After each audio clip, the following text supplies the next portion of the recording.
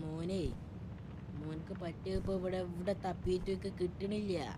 അതുകൊണ്ടാ മോനെ ഞാൻ ഇതെന്താണ് ഇതാണോ മോനെ? ഇതല്ലേ പിന്നെ ഇതാണോ മോയിക്കൊണ്ട്? ഇതാണോ?